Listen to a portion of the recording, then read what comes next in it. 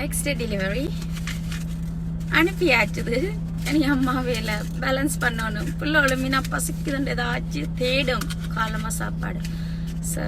கடைக்கு போய் புள்ள ஒழும்பின உடனே சாப்பிட்றதுக்கு சாப்பாடு வாங்கி கொண்டே வச்சுட்டு தான் பிறகு என்னோட வேலையை தொடரணும். பட் அம்மாவுக்கு பசிக்குது. ஆனால் அம்மாவோட பசி ஞாபகத்தில் வர இல்லை. பசிக்குது சரியா, புள்ள ஒழும்பைக்குள்ள சாப்பாடு இல்லைன்றது மட்டும்தான் மைண்டில் வந்து ஓடி போய் ஏதாச்சும் வேண்டுவோம் பிள்ளைக்கு. அம்மாமார்கள் எந்த பிள்ளைக்கு விளங்க போகுது அம்மாமார்களின் பாசம்.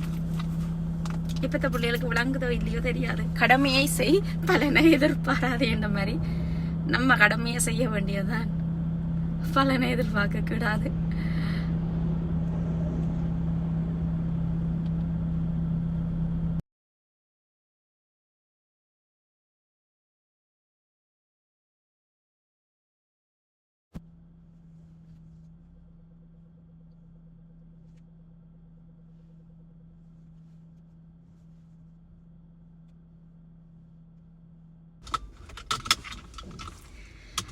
பேக் பண்ணியாச்சு.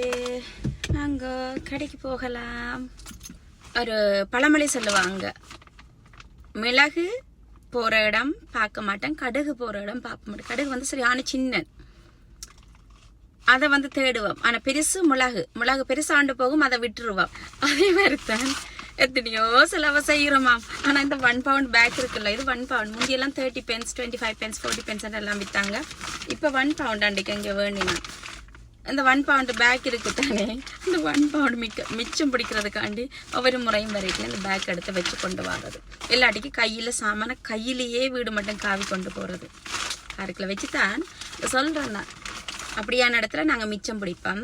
ஆனால் எங்கே மிச்சம் பிடிக்கணுமோ பிச்சு பெருசாலாம் போகும், அந்த இடத்துல பேசாமல் கோட்டையை விட்டுட்டு இருப்போம் நாங்கள்.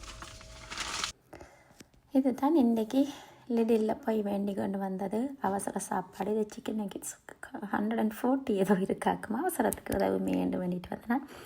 இறால் வேண்டிட்டு வந்தேன். அவருக்கு இறால் போட்டு ரவிக்கு பேஸ்தா செய்கிறதுக்கு. இது வந்து ஒரு பேன் 2 வேண்டினேன். லிடில் நல்ல குவாலிட்டி, 6 pound சம்திங். ஆனால் அந்த மெட்டீரியல் இருக்குல்ல உண்மையிலே நல்ல குவாலிட்டி. எத்தனை தான் துவைச்சாலும் பழுதாக போகாத மாதிரி.